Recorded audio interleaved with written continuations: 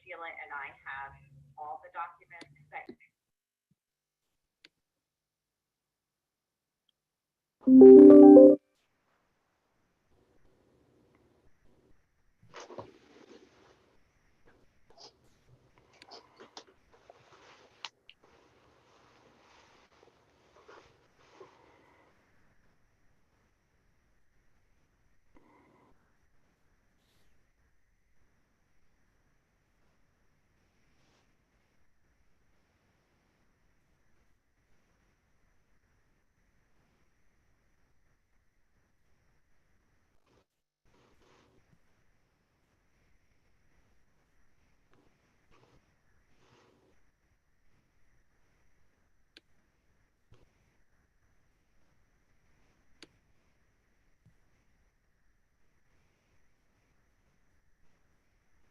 Start us off, Secretary Pearson. Yeah. Is there a comm check that we could? I see the governor's office is on the screen, but I just was hoping that we 1, 2, 3, 4, 5. Can you hear me, Don? Loud and clear, sir. Loud and clear. Right, thank you. All right, Andrew, let's go. Good morning. I'm Andrew Doss. I'm honored to be serving as the director of the Resilient Louisiana Commission. Welcome to this Friday, December 18th meeting of the Commission. It is now called to order. I'd like to thank all the Commission members taking part. Hey. I'd also like to welcome members of the public. Public's attention and involvement is crucial to the success of the Commission. And I'd like to remind everybody, if they could please mute themselves if they're not speaking, that'd be helpful. Thank you. The Resilient Louisiana Commission appreciates the invaluable input from residents across the state and industry sectors. We welcome your continued participation and insight. This meeting is available via video conference, and members of the public are encouraged to provide comments at resilientlouisiana@la.gov. The public can sign up for meeting email alerts and access Resilient Louisiana Commission and task force meeting schedules, agendas, minutes, audio recordings, reports, and other documents of interest at opportunitylouisiana.com/Resilient-Louisiana. At this point, we will conduct a roll call. First, I'd like to recognize that I do see the following Commission members present: our co-chairs, Terry Sterling and Secretary Pearson, Dr. Jim Richardson, Michael Lafitte, Walt Leger, Louis Wren, and I'll now go through the others to see who is here. Secretary Robinson, Commissioner Darden, Representative Paula Davis, Senator Ronnie Johns, Lieutenant Governor Nungesser. Oh, was that somebody? Who was that? It's Commissioner Strain. Commissioner Strain. Oh, welcome, Commissioner Strain. Thank you. Yes. Is Lieutenant Governor Nungesser here? Scott Henskins, Bill Hogan, T. Martin. Bill Hogan is working his way in right now. Great, thank you. T. Martin. I'm here. Oh, great. Sonia Perez said she would not be able to make it. Tyron Picard. Here. Jade Brown Russell. Hey, Andrew, I'm here. Wonderful, thank you. Tim Temple.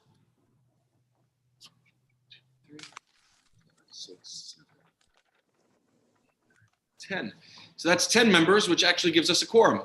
In accordance with RS Revised Statute 4217.1 and the current public health emergency as declared by Governor John Bell Edwards' executive orders, this meeting is being held via video conference and in a manner that allows for observation and input by members of the public, as set forth in the public notice posted yesterday morning before 10 a.m.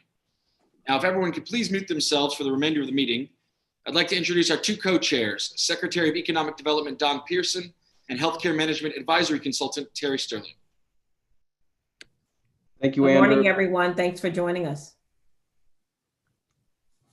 Ditto. And again, we want to bring some important information to you this morning. So without further delay, we'd like to ask for Governor John Bell Edwards to address the group. And we're carrying this to the public through our YouTube connection.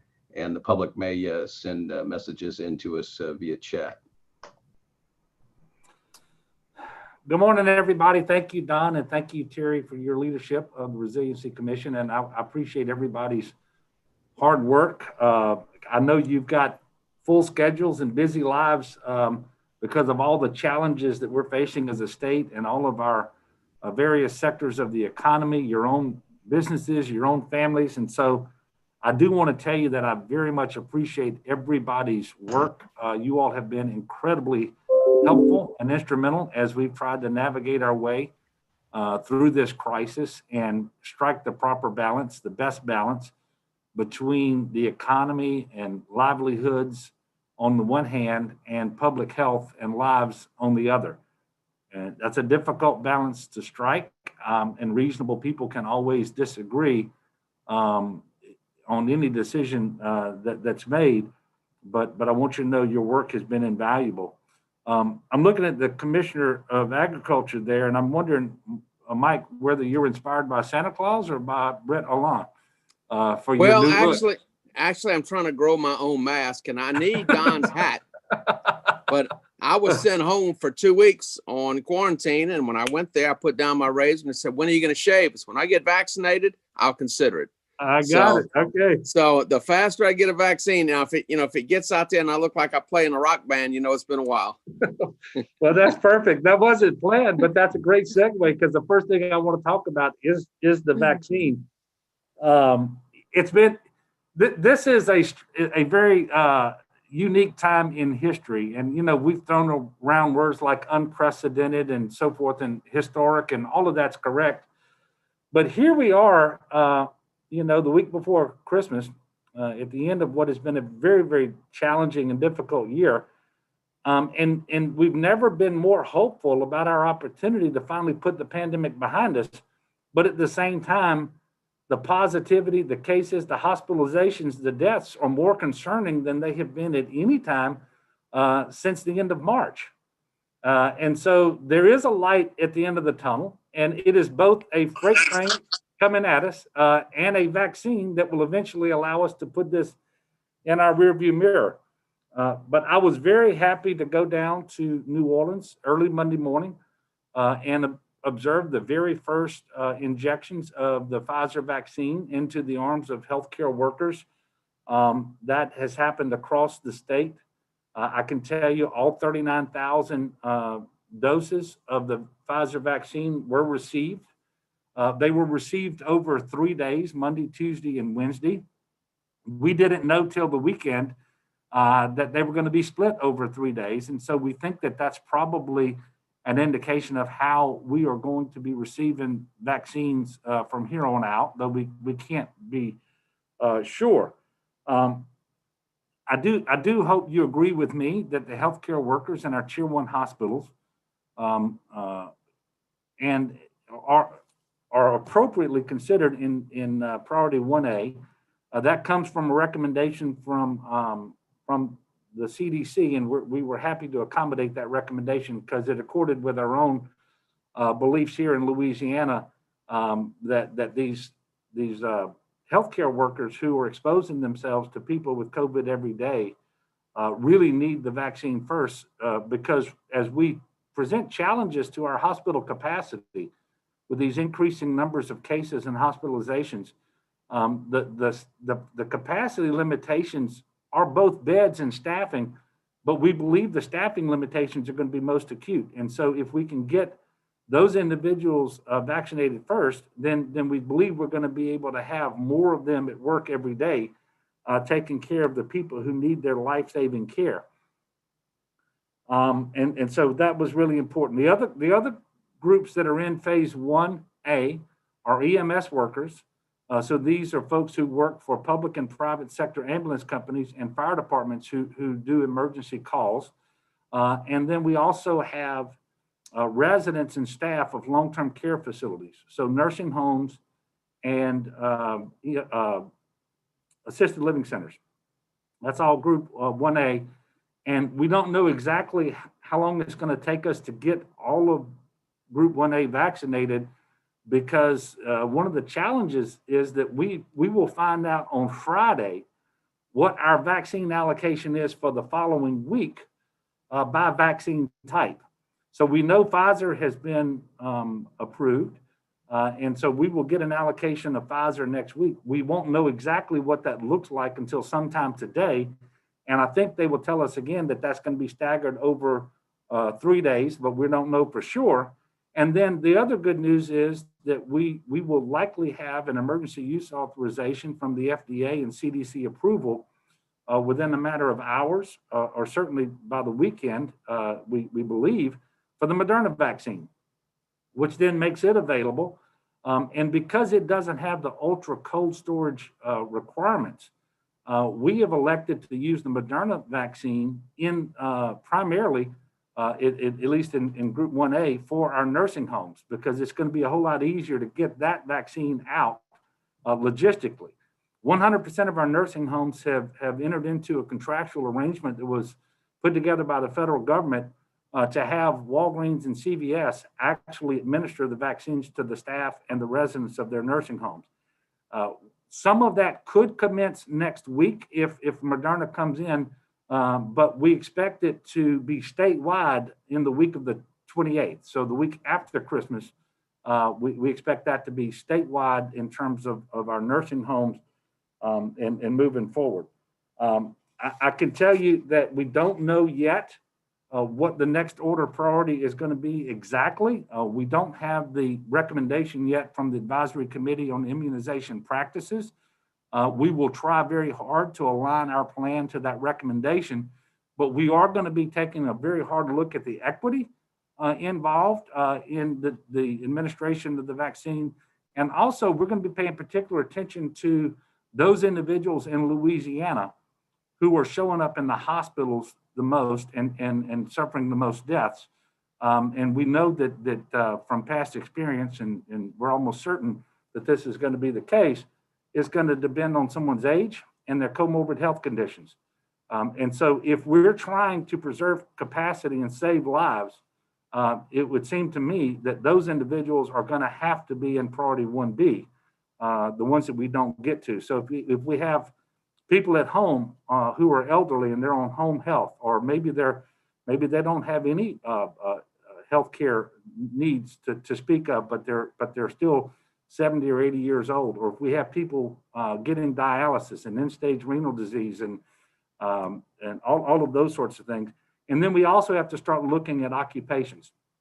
Now, I will tell you, much like at the beginning of the pandemic, when I was getting just dozens of letters a day from literally every group out there wanting their industry sector to be deemed essential so that they could continue to operate without restrictions on the number of employees who could be at work. I am also getting requests every single day from every group and trade association out there saying that their employees need to be in that first order of priority. Obviously, that can't happen. We're not going to have enough vaccine available so that everybody gets immunized at the same time. And so we're going to do the very best that we can to transition into subsequent orders of priority in a way that makes sense, that preserve hospital capacity, that save lives, that vaccinate those individuals who are most at risk for contracting the disease because of the manner of the work that they do and so forth. But I don't have any announcements for you in that regard today. But as soon as we come up with those follow-on orders of priority, we will certainly let everybody know. So we have a lot of reasons to be thankful with respect to the vaccine. But at the end of the day, today, the most effective tool we have to fight the spread of this virus, to minimize the number of people who are getting sick, going into the hospital and dying, it's the mask. And the reason is the mask is available to everybody today. The vaccine is not. And so we have to double down on the mitigation measures. I was so happy to see when the vice president got vaccinated today, he mentioned that specifically. And because that's where we all need to be thinking. We are surging today in a way that is very, very concerning. And as you all know, we have the current proclamation with the modified phase 2 expires on December the 23rd. I'll be making an announcement next week as to what follows and what the next proclamation is going to look like. But I will just tell you, for the purposes of this call, the last several weeks have been very disturbing, and we're going to be looking for trends to see whether or not we've started to level off or whether we expect things to get worse. My biggest concern is that we have a Christmas surge superimposed on top of a Thanksgiving surge that was superimposed on top of our third surge that really started right after Halloween. And so I've just shared that with you. We're in a tough place today. I don't have today's numbers yet. I'll get them in a couple of hours. Yesterday, we reported 3,851 new cases of COVID. We reported 31 new deaths, a total of 6,964 deaths. So just in round numbers, let me tell you where we are. We are 300,000 cases confirmed on 4 million tests and 7,000 deaths. Now none of those numbers are exactly right, but I just want you to kind of have an idea in your mind of where we are. Today, the number that concerns me the most is we have more than 1,600 COVID patients in our hospitals across the state of Louisiana. That is more than we had at the peak of the second surge this summer. It's not as high as we had in the March-April timeframe, but it is more than we had this summer. And the real challenge posed by that is that number continues to grow. But secondly, the non-COVID patient count in our hospitals is much higher today than it was either in the summer or in the spring. And so the overall capacity of our hospitals is lower than it was earlier this year. And so we have to watch that number very, very carefully. I had an opportunity to speak with the CEOs and medical directors of the 20 largest hospitals and the hospitals in every region of the state earlier this week. And I can tell you they're doing everything that they can to maximize their capacity, to take advantage of all the staffing opportunities that they have, to keep people out of the hospital if possible in the first instance, to reduce the average length of stay so they can turn the beds over more quickly. But we are putting challenges on our healthcare workers, and they are true heroes. I will tell you, absolute heroes. I was able to visit with some nurses yesterday in the COVID unit at Our Lady of the Lake. And these ladies and these men are tired, y'all. They've been doing this since March. And at Our Lady of the Lake, I'm there yesterday. The day before, they had admitted more COVID patients in a 24-hour period than they have the entire pandemic. And so I know that people are growing weary of this pandemic. There's a certain amount of fatigue that is setting in. There's this yearning for a greater sense of normalcy, and I think some people are calling it liberty. You know, I guess there's liberty involved, but we have to be good neighbors, good citizens, and we have to do what is necessary to prevent our healthcare system from losing the capacity to deliver life-saving care. And you can only do that but between now and whenever we have enough people vaccinated that we can really put this in our rearview mirror. And by the way, we think that number is around 70%. We can only do that by distancing, masking, washing our hands, staying home when we're sick, and paying particular attention to those who are most vulnerable. And the guidance coming from the White House for 3 weeks in a row now, they're telling people, if you're 65 or older, if you have a comorbid health condition that makes you more vulnerable to the disease, you should not go into any indoor space where there is one person who isn't wearing a mask. So if you're out there and you're running a business and you want it to be safe and you want people to feel comfortable going into your business, you need to embrace the mask mandate, because this is what Dr. Birx is telling the people of the United States of America. And so while we want to focus on the vaccine is not the most effective tool for us today. The most effective tool for us today is the mask.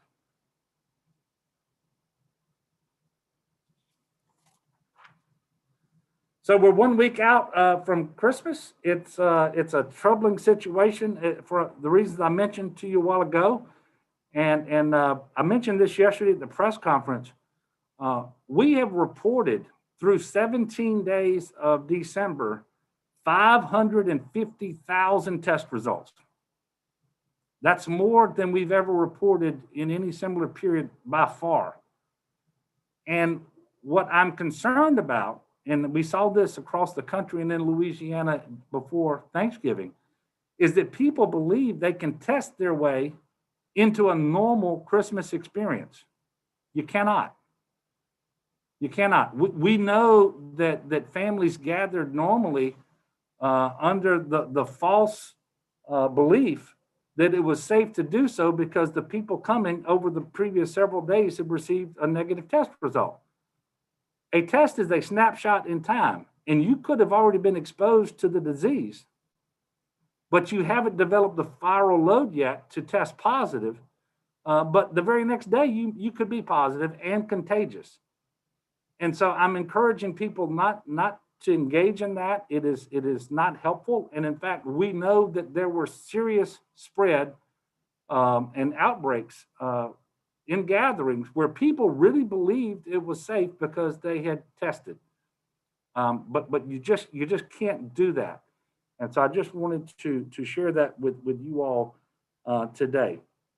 Look, we're going to eventually put this behind us. I hope it's sooner than later. It appears right now that sometime in the May-June timeframe, we're going to have enough vaccine available, and probably not just the Pfizer and the Moderna, but follow-on vaccines as well, so that anyone who wants a vaccine can get it. And if we get enough people to be vaccinated, we will start to put this in our rearview mirror. And at some point later next year, we will have a much greater sense of normalcy, and that's going to benefit the entire state, not just our healthcare system, but every sector of our economy, and that's incredibly important. But we've got a ways to go, and we all have things that we have to do between now and then. So please continue to wear masks, social distance, wash your hands, stay home when you're sick. Remember, outdoors is always safer than indoors. Pay particular attention to the vulnerable. And then add to that list, get vaccinated when you're able to do so. And those priority groups are going to be announced later. The allocations are going to be announced later, and all that sort of stuff. And between now and then, I hope you will agree with me that the vaccines, once they get the emergency use authorization, they're safe, they're effective. And if for some reason you doubt that, I would encourage you to go to the official websites of the FDA, the CDC, investigate this for yourself.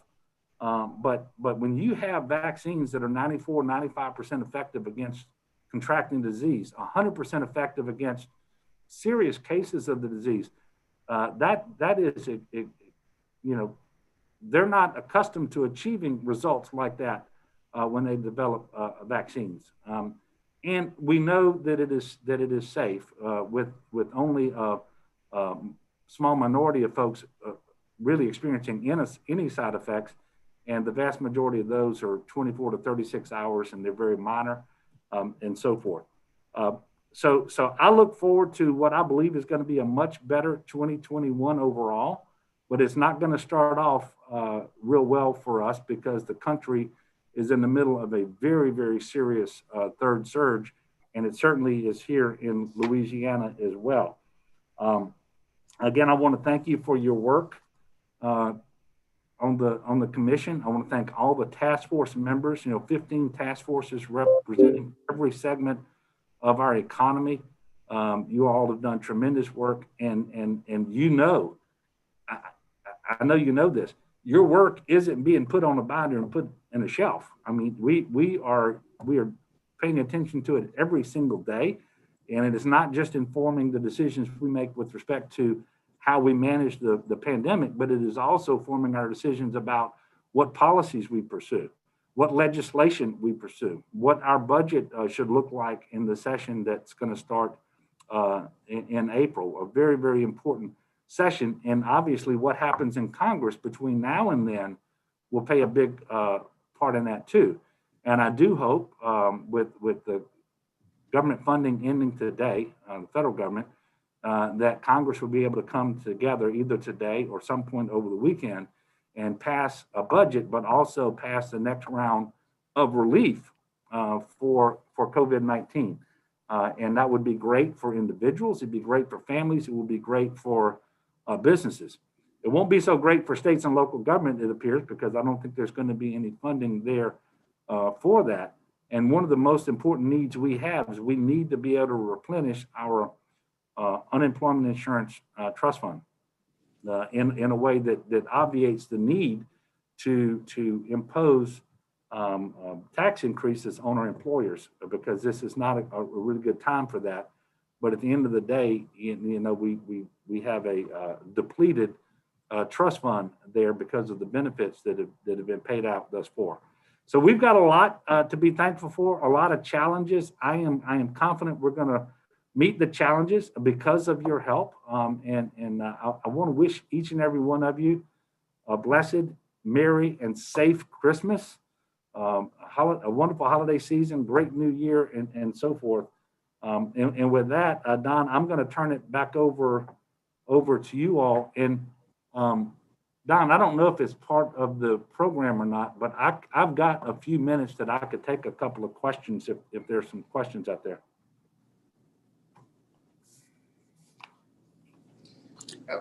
Question. Tyron Picard. Yes, sir. Governor, congratulations on having one of the top 4 vaccination rollout plans in the entire United States. And great work by the Department of Health. One thing I noticed yesterday, I know this is done very, very quickly.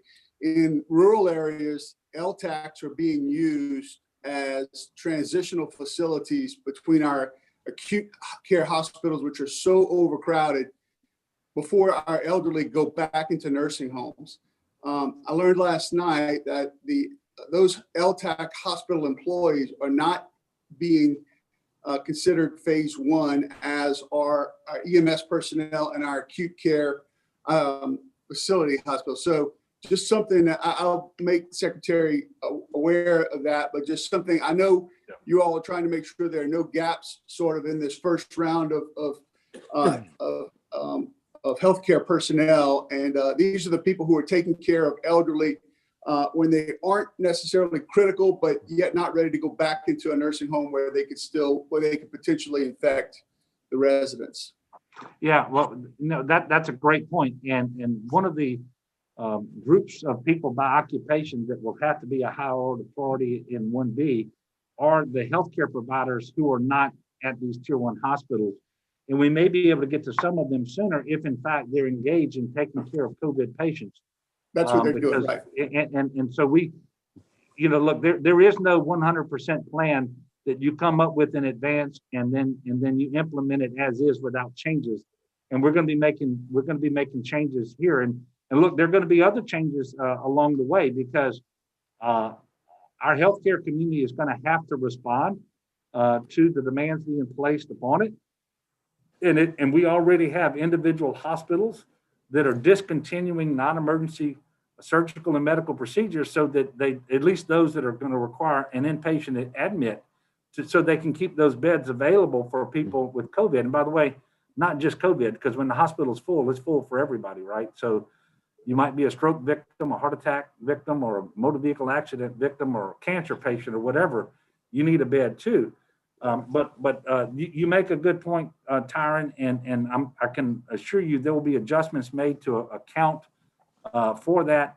But then beyond that, we know that dentists, for example, they have no choice but to get a couple of feet away from somebody's open mouth. And so, and while the transmission in that setting has been relatively low, I just use dentists as an example. Healthcare providers outside of tier 1 hospitals are going to be part of that next order of priority for sure. Thank you. Mike Strain. Yes, sir, Governor. Has there been any discussion, now that we have the vaccine, of taking that vaccine and rather giving it under the skin, giving it in the skin? And the reason I bring that up, Rome Mariel has a rabies vaccine. You can either use 1 cc in the skin or 1/10 of a cc in the skin, intradermal. and looking at what the relative effectiveness would be, because we're in a race. You know, if the research shows that it's almost as effective giving it in the skin as versus giving it under the skin, we could accelerate our vaccination protocols by tenfold. I don't know. I'll ask that question. You know, I would like to assume that that's been looked at, but I have, Well, that's the first time I've heard that raised. But that does raise a point that I want to clear up for everybody. Y'all probably heard that while Pfizer said they were going, and the allocation is based upon 5 doses per vial. And you know, these vials, they come to us, they're ultra cold, they thaw out, then you have to put saline in there to dilute it. And once you do that, they're actually finding, in not every case, but in many cases, that's right, there are 6 doses per vial. Well, that's a 20% increase in your allocation overnight if you do it that way. And it does happen just about every single time, depending on the gauge of the needle that they're using when they're drawing out the doses, because you always leave some of the vaccine in the needle, and if it's a larger needle, you're going to leave more in there. And so sometimes they're not getting that 6th dose, but in some cases they are. But that's going to be very helpful, because that's a 20% increase if we can do it. And now that we know which gauges of needles have the impacts on it, hopefully we can align our practices so that we can preserve that 6th dose and actually administer it. And then that presented its own challenges, because it didn't happen in Louisiana, but in other states they were throwing away the 6th dose because the EUA only authorizes 5 doses per vial, and they thought they were violating some federal rule or something. But we quickly in Louisiana told people, no, disregard that. That 6th dose is every bit as efficacious. It is every bit as safe as the first 5, and we're not going to throw anything away. We just need to make sure that as we get the 2nd dose done 21 days later, that we get the allocation necessary to get that 2nd dose for those people who got the sixth dose the first time. Meaning we just didn't want to inadvertently create a situation where we vaccinated more people early on than we got doses for in 21 days. But that's not going to happen either. But I will check, Mike, on the deal that you just mentioned. Thank you. Okay, one more question. T. Martin. Hi, Governor, thanks for everything you're doing. You make me sleep better at night. I want to ask how you all respond to people who are saying too many of the deaths that are counted as COVID are really not COVID. I mean, how do you respond to that? Well, look, what I am absolutely confident of is that the people that are being classified as deaths caused by COVID are caused by COVID. They may have some other underlying condition. They may be advanced in age, but they would not have died when they did, except for the fact that they had COVID-19. I mean, and we have coroners saying this and hospitals saying this. So these are medical professionals who are doing this, and in almost every instance, there is a positive test that confirms that the individual contracted COVID and died. I don't see people rushing to the legislature to pass a bill that says if you shoot someone and you kill them, you're not going to be convicted of murder if they had cancer. I don't, you know, so we need to be consistent. And these are people who are dying when they do because they have COVID. And it really is just that simple. At least it's that simple for me. And I am absolutely amazed when I hear people want to discount the death number because these individuals may have some other comorbid health condition. So if I'm 50 and I've got high blood pressure and I get COVID and die, I didn't really die because of COVID. I died because of the high blood pressure that I've been living with for 20 years. That makes absolutely no sense. And then if you carry it to its logical conclusion, those legislators who believe that ought to be passing a bill saying it is not murder if you shoot someone who has one of these comorbid conditions, because it isn't the gun that caused the damn death. Okay, I like it. Crazy. Thank you. Thank you, T. And you got me excited there, by the way. And I'm glad you're sleeping at night because I'm not. That sleeping Look, bag. thank all of you. I know this is tough. I know this is tough on your businesses. I know this is tough on your families. This is tough on you. We are going to get through this, but we've got some work to do, y'all. We have some work to do, and quite frankly, I'm very disturbed at the number of people who are engaging in activities as if nothing's going on. And not only are they very active, they're just not wearing their mask. They're not distancing.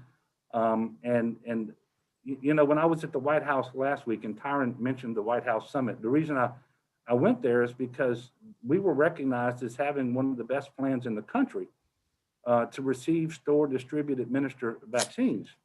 And the vice president, the president, everybody talked about how wonderful this is that we're at this point, but that we're several months away from putting this pandemic in our rearview mirror. And between now and then, we have to double down on these mitigation measures. They work. They absolutely work. We have slowed the spread. We have flattened the curve before in Louisiana, but you can only do it by distancing and masking and so forth. And I really need your help. I know that there are a lot of businesses, for example, retail and otherwise, who back in the summer, they were making sure that people, employees and customers were masking, and they're just not doing it to the same level today. And it's worse today than it was then. And this is the cause for this generation. I mean, this is the challenge that we're going to face and that we're going to be judged by. How did we respond? How did we navigate our way through this? Were the people resolute and determined and focused? Did we do what was necessary to protect lives and protect our neighbors? And we can do better. We can do better. And I need everybody's help. I need everybody's help. And look, I do thank you for what you're doing. I'm gonna let y'all get back to your meeting. Don, Terry, thank you so much for your leadership. God bless y'all. We'll be making an announcement next week about what happens on the 23rd. Anyway, we're going to be careful as always. It'll be based on the data. It'll be based on recommendations and so forth. And I'm praying that we see some glimmers of improving numbers between now and then. So thank y'all. Appreciate you. Thank you for your time. Thank you, Governor, for your leadership. Hey. Keeping your team armed with the most current information. Greatly appreciated. Thank you. All right. I believe we can move to our next agenda item. And thank you very much to Secretary Ava Dajwa for joining us and giving us an update on the status of things over at the Louisiana Workforce Commission. Secretary Dajwa. Good morning, Secretary Pearson, Chair Lady. I appreciate you all and the members and all that you do. Don, I thought you were my friend. I never want to go behind our boss again. And listening to what he shares with us every day, it's I can't promise to deliver the passionate message and in the way in which he delivered it. And I know he encourages us to do that each and every day. My news is perhaps somber as well to date. And I suppose we have certainly provided relief to many, many citizens. We have paid out since March 22nd nearly $7 billion in unemployment benefits across 7 different unemployment programs. To give you a comparison, as I always have shared with you all, in all of 2019, we paid 100,000 people $153 million in just state unemployment insurance trust benefits. To date, we have served over 700,000 citizens, individual claimants, and again, nearly $7 billion in benefits. Certainly, that has helped to keep our economy going, local businesses going, and putting money into citizens' hands that is needed in these dire times. We also, of course, while disasters bring out the best in most of us and many of us, and we all know that, having lived through so many, it also brings out the worst. We have had to combat a serious onslaught of fraud, as have many other states, every other state. We have been successful in combating mass attempts in early November. 30,000 new claimants in 1 week, 30,000 in another week in PUA claims, and those are for the 1099 gig workers. We actually 1 week actually stopped the payment file. We called the governor early on a Monday morning and said, listen, we have reason to suspect, we'd like to hold off for a few hours, and we did delay that file and saved millions of taxpayers' dollars in doing so. Our normal safeguards that are always in place, of course, Social Security checks, Department of Health, death records, other means that we do keep confidential. We've also recently implemented a CAPTCHA where, you say the fire hydrants in the picture or the bikes or whatever it may be. We're also working with our banking institutions and other fraud prevention measures. And the state for a number of years has belonged to the NASWA Integrity Association, which is an association of all state labor departments, their UI divisions, where we share leads and tips. Unemployment numbers did come out this morning. The rate dropped 1.1 over the month. Since the height of the pandemic in April, we've gained 175,000 jobs. Over the month, leisure and hospitality gained 9,400 jobs. Education and health services gained 4,000. Trade, transportation, and utilities gained 3,000. When we look at our MSA data, our metropolitan statistical data, every region gained with the exception of Hammond, and it remained flat.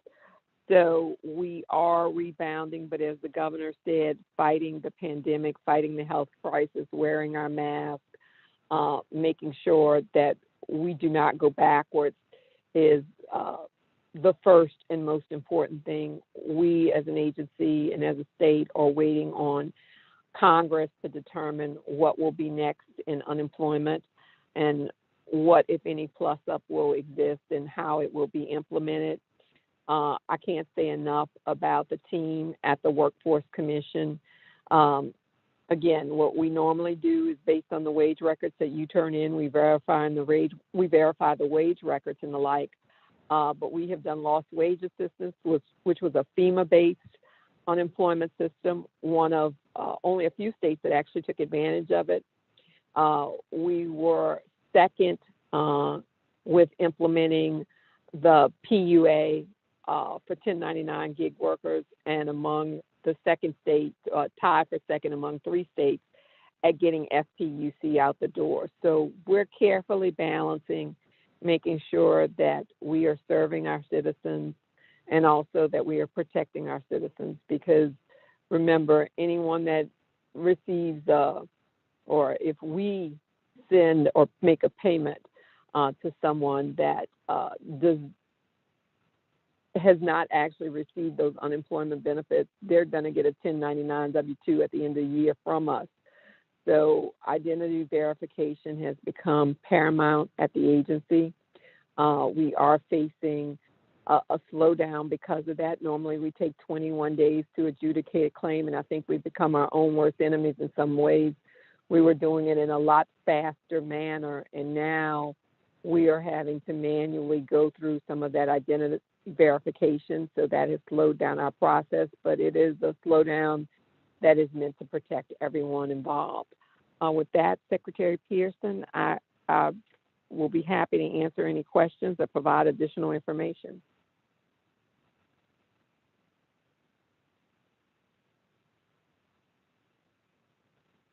Don?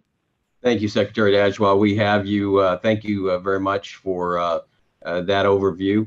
I'm looking across the board to see if anyone wants to raise their hand or indicate that they may have a question for Secretary Dajwa.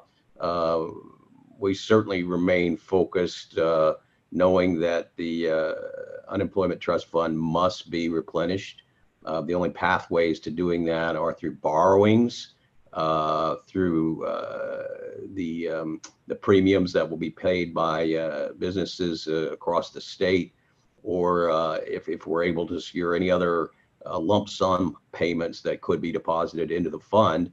Anytime that may occur, it would represent basically relief through the premiums that are paid by business. So it's a direct benefit to business if any of the lump sums can be deposited into that account. So we will continue to partner with you, Secretary Dajwa, and advocate for that, knowing that that kind of relief would be critically important to our businesses today. Any questions for Secretary before we move to our next agenda item? This Commissioner Strain, there's been some questions. What do you think the increase in the payroll tax would be for unemployment? Are we talking about a 10%, 20% over time? Has there been any discussion about that? Commissioner Strain, it's in Title 23 and it's tied to what the balance of the trust fund is. Yes, ma'am. Each employer has each employer has an experience rating, but basically it's a 10% flat, and then there's a 30% solvency tax. But different employers, based on use, have a different experience, their multiplier. So everybody's multiplier is going to be different, but the fixed numbers in that are the 10% when it drops over. When we fall below 400 million, and then under 100 million, we have the solvency tax, which is another 30%. Right now, because we did get that infusion during the special session, the balance again is 46 million, but that's a great number because we really, our debt balance right now, what we borrowed to date is 133 million. That's of course at 0% interest. But again, putting that money back in, and the more money we put in, the less taxes that businesses will have to pay. At the onset, we could see a 40%, 10 and 30, plus our experience modifier. Yeah. Whoa. Okay. Okay. Quite challenging. Anyone else? All right, the board appears to be clear. Thank you so much, Ava, for joining us today, and your leadership and your partnership. Thank you. I'm going to run into joint budget. Everyone have a very Merry Christmas. Please don't hesitate to contact me if I can be of any assistance, and I'm so very grateful to you all and appreciate you so very much. So Merry Christmas, and everyone stay safe and mask up. Thank you. Terry, over to you. Thank you very much. Our next agenda item is Dr. Cantor updating us from the LDH, and I think augmenting the information that the governor has provided to us. Dr. Cantor, welcome, and we're thrilled to have you. Thank you. It's very nice to be here. And I do want to thank everyone for their partnership throughout this. I think it's the conversations we have had with many of y'all as we try and strike the right balance through this has been really fruitful. So thank you for all of that. The governor said just about everything that I wanted to say. And I'll tell you, he understands this pandemic and the particular intricacies of the response, and now the vaccine allocation and distribution challenge better than any governor out there. I mean that sincerely. That's why he was invited to the White House a couple of weeks ago. He makes everyone's job easier. So I will not repeat the larger points that he made in the interest of time. I'll hit a couple notes, and then I'll certainly make myself available for questions. The first item I wanted to be clear about is we are in what looks to be the most dangerous phase of the pandemic right now for Louisiana, without question, both on the numbers and what we see coming down the road. The reason for that is, number one, the weather's getting cold, so people are going to go inside. That's going to drive up transmission. Number two, it's already flu season. And although this flu season has been historically mild, both for Louisiana and for the country, because of all the COVID mitigating measures. I mean, they are protective for any respiratory virus, flu or COVID. We still have patients in the hospital from flu that are taking up beds like we do every season. Number three, we had Thanksgiving, we have the December holidays coming. As much as we would like people to be prudent, we're also realistic, and that's going to drive up transmission as well. And number four, which is the real thing that's keeping me up at night right now, is during the first two waves, we had the assistance of medical professionals from outside the state. We had a naval attachment come assist us, and we employed a contractor to help us secure more docs, nurses, and techs. Those resources are not available to us now because, in contrast to the first two waves, every state is going through major increases right now. Every state's on fire. So all the medical professionals that are out there, and this is what's being told to us by the feds and our contractors, if there's any medical professional out there, they're needed in their home state. They're not available to us. And the feds have told us this, both in public and in confidence. Essentially, we're on our own in terms of the medical staff that we have in state. And that's going to limit capacity. Yesterday, we surpassed the peak hospital census during our second wave. In the second wave, we peaked out at 1,600 hospitalized COVID patients throughout the state. And yesterday, we hit 1,602. We'll see what today's number does. But what the feds, what the White House, Admiral Giroir, Fauci, Deborah Birx, what they have told us in confidence, which matches what they said publicly, but they've said it to us personally a couple of times now, is they expect things to get worse in Louisiana before it gets better. That's what we knew, but hearing it from them certainly startled us. So that's what we're looking down the line at. We need to get over that hump. So I can't emphasize that enough. I think the holidays are going to be critical. And the message to bring back to people's organizations, businesses, or social networks is that, I hate to be blunt, but you really have to ask yourself, what's more important, this Christmas or next Christmas? And that's the question a lot of families need to be thinking about right now. The good news is the vaccine. And we started administering it on Monday of this week. I took my shot on Tuesday. I'm an ER doctor clinically. I took it with a number of my colleagues at a hospital in New Orleans. I feel fine. I'm a little bit sore, but I took a Tylenol and I feel fine. So every person that gets the vaccine, that's going to be a potential life save. That's going to bring us one step closer to putting this thing behind us. The vaccine is the way out of this. It's how we get back to normal. Could not be more excited about it. It's a highly efficacious vaccine, 94.5% for one of them, 95% for the other ones. That's extremely efficacious in terms of vaccines. The only vaccine I can think of offhand that has more efficacy than that is measles, which has about 98%. Most vaccines are around 90%, if a little bit less than that. Flu vaccine is much less than that. So it's a very, very efficacious vaccine, also very safe. Side effects seem to be very comparable to what a flu vaccine does to most people.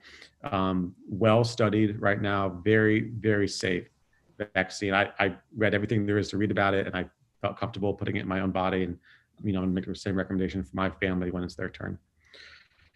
In terms of rolling it out, as the governor mentioned, we're in phase 1A now, which is hospitals and long-term care facilities. Mr. Picard, I know you asked about LTACs or long-term care hospitals. Most of those facilities are categorized as tier 2 hospitals, which we actually are including in our phase 1A. We're doing the tier 1 hospitals now, which are traditional hospitals with an emergency department, but we'll be doing tier 2 hospitals just after that, before we move into phase 1B. If there's a specific facility you have in mind, feel free to link up with me offline and I'll check on that one. But most of those facilities are going to get the vaccine within the next few weeks. That'll bring us into the new year. And then hopefully earlier in the new year, we'll be transitioning into phase 1B, which is not totally cemented yet, but will be other first responders, other essential workers, and particularly people who are at high risk of complications, namely by virtue of age or comorbid condition. So a lot of work ahead. We're obviously limited by how much vaccine the feds send to us, and we really don't have a good sense of it until a day or two before they ship it. So that's what's going to be coming down the pipeline for us. I wanted to clear up just a couple of myths that are out there about the vaccine. and then I'll be happy to take some questions if there are any. There's a myth out there that this vaccine somehow alters somebody's DNA. It's not true. This is a new technology of vaccines. It's actually a very clean vaccine. Most older vaccines use a virus as the host.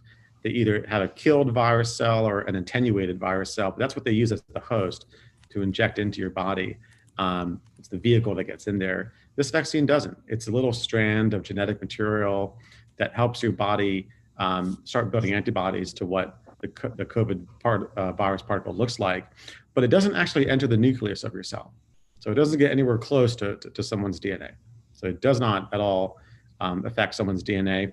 There's a myth out there that it affects women's fertility. That's absolutely not true. Absolutely not true. There were subjects in the trials, women of childbirthing age, who got pregnant through the course of the trial. There's absolutely no reason to think it affects fertility at all. And there's another myth that safety steps were skipped in the name of expediency to get this thing done so quickly. That's also not true. It was done quickly, but for other reasons. They had a big head start, Pfizer and Moderna. And the reason is that there had been research and development on a mRNA vaccine for coronaviruses in general since SARS. They've been working on this since SARS. So they had all that built up. They did not start from scratch. Separately, what the federal government did here, which I think is one of the best things they've done during this response, is they basically made a financial investment and paid these pharmaceutical companies to start producing at scale while the trials were ongoing, knowing that they might lose that investment if the drug turned out to be bad. But if the drug turned out to be good in trials, they had a head start on production. That's what they did, and that bet paid off. So, and also the FDA has also done something unprecedented. They've made every document that they're reviewing to consider authorization. They've made all those documents public. They normally don't do that. They're all online. It's a lot of documents, but the data supports this. We're going to have a challenge building vaccine confidence. No question, this has been politicized. There's mistrust. I think we have a big challenge. My hope is that as people see more and more folks that they know in the community getting it, as they see their doc or their nurse or people in the nursing home that they know getting it on the news, that'll build confidence. That's my hope. This is the way out of this. There's no question about that. I'm going to stop there because I know the governor did such a good job. He really is so good with this stuff, covering where we're at, but I'll be happy to answer any questions if there are any.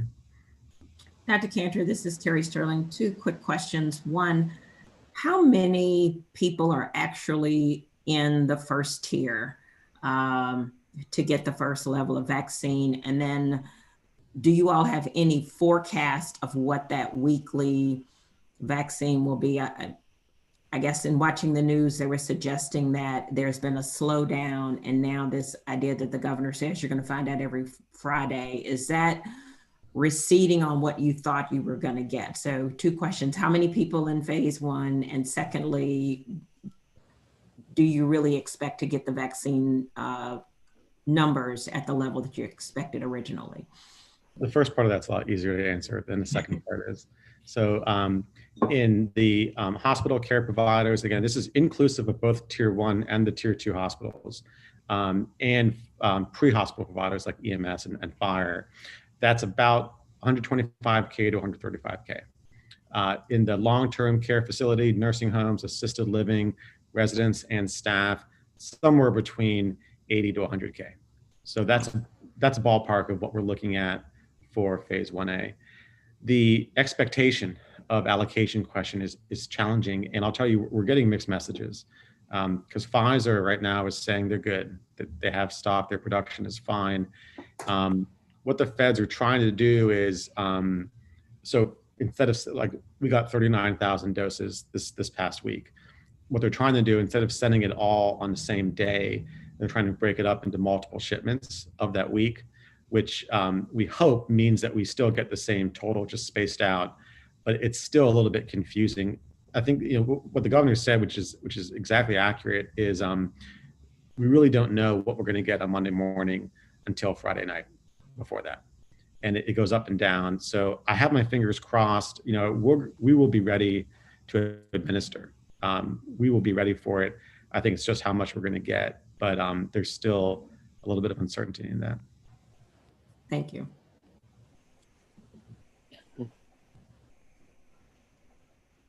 I have a question. Dr. Cantor, is the second shot exactly the same as the first shot in terms of you need 2 shots to be well? Are they exactly the same or are they like different? Yes, so for the 2 vaccines, for Pfizer, which is the one that's currently authorized, and for Moderna, which is the one that is going to be authorized this weekend, in all likelihood, it is. It's the same shot. Everything's the same. Pfizer, you take it 21 days later. So I'll go back and get mine on January 4th or 5th. Moderna, you take it 28 days later. Same thing. There's a Johnson & Johnson product that's being tried right now. That's a single dose one. It's the only one that's a single dose. And then there's another product down the pipeline where the follow-up dose is the same medicine, just half the dose of it for the follow-up. Okay. And then I'm also, if we talk about, the governor talked about 70%, that's about 3 million people, a little more than that. That's about 6 million shots. What's the timetable for that? I think 39,000 a week is not going to do it. Yeah, you're absolutely right. We think realistically, we'll probably be vaccinating in progress general population by sometime in the summer. It's going to take a few months to get that all done. So I think fall to be realistic. What we hope is that the population that has already been exposed to COVID in Louisiana counts toward our herd immunity. And at best data right now, it's somewhere around 10 to 12% on the last study that looked at that, who has antibodies to COVID. We don't know that for sure because we really don't know the durability of protection that you get from simple exposure. But we think that that's going to help us. So I think realistically, probably fall. I don't know early versus late. I think by the summertime is when anyone will be able to go into a commercial pharmacy or an independent pharmacy or a doctor's office and get a vaccine if they want. Okay. And the vaccine will be available through a doctor's office as well as through the pharmacies. It will, yeah, it will. It's tough right now for a couple of reasons. The supply is so limited, and the product is so fragile. This Pfizer product, ultra cold. I mean, it's really, you can't do that in a private doctor's office. Really, we have a lot of hope that the subsequent types that are coming out are going to be easier products to manage logistically. Okay, thank you. Now.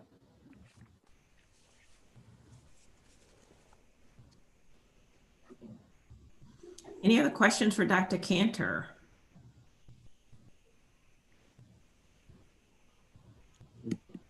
Thank you, Dr. Cantor. So much for joining us. You guys have made us proud with a great vaccine plan. Let us know how we can continue to support you to move us from having a vaccine to having vaccinations and getting to that 70% level so we can get back to all the things we love in Louisiana. Thank you. We will need your help and work on calling. Thanks for inviting me. Have a really good holidays. Thank you. Well, we're just over an hour, so we're going to begin to wrap up the meeting now. I will entertain any other comments for the good of the group relative to the topics we've covered, or if there's some direction on some topics that the commission may feel like we want to engage with over the next coming days prior to our next meeting in January. I will let you know that Chairman Sterling and I are both involved in some broadband conversations.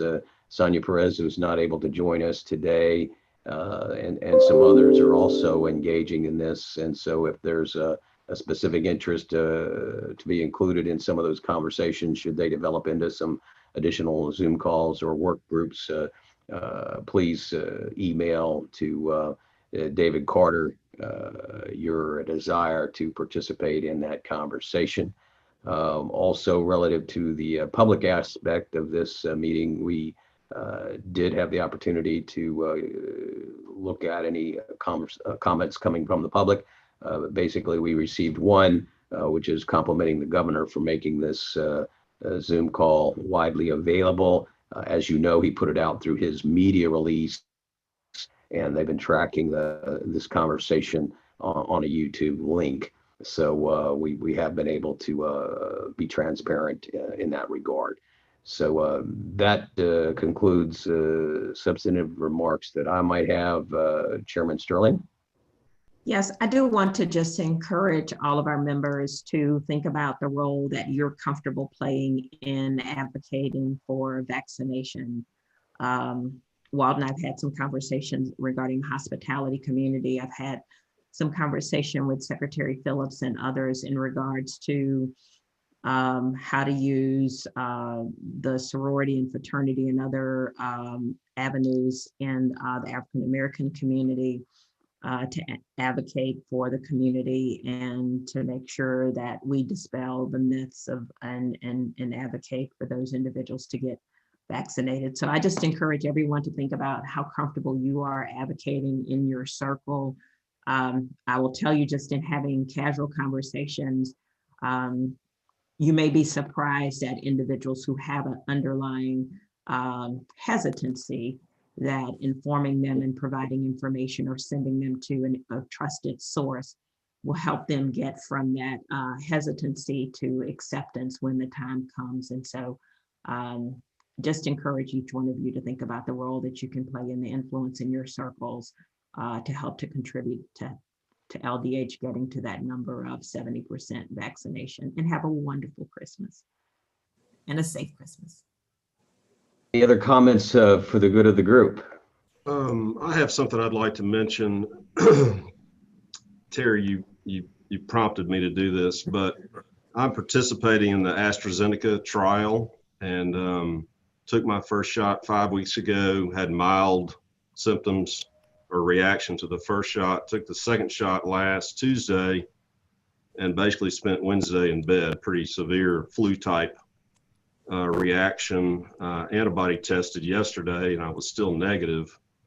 The guy that's running the trial suggests that possibly by next week I'll have some antibodies, and hopefully by the third week I'll have a decent dose of antibodies. But I just wanted to mention that I am in part of a trial, and I've mentioned it to a lot of my friends who looked at me and thought I was crazy. And now about half of them are enrolled in the trial. So we've got some action in north central Louisiana. Thank you for being a champion for us. Thank you. It's certainly, as the governor indicated in his remarks earlier today, that this is not the flip of a light switch. We continue to be engaged in which will be a long march over the next into the fall or late fall, as Dr. Cantor indicated. And so all our masks remain important, all the protocols remain important, and socializing the importance of all of that. And as Terry pointed out, the hesitancy around the vaccine will be another messaging point that we have. We were provided, and happy to pass it along, with sort of a educational toolkit by the Department of Health.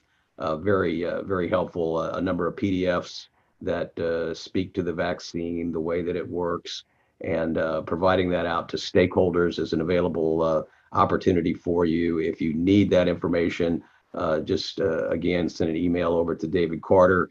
But there's a series of PDFs that can be helpful in educating stakeholder groups that you might have along the way. Don, if we could ask David just to go ahead and send it to all of us. Glad to do that. Glad to do that. That would be helpful. Thank you. Sure. All right, folks. Thank you for your time and attention today. Thank you. We'll be back with a notice for our January meeting. Merry and Christmas. Some credentials later on. Have a safe holiday. Mask up. Zoom out.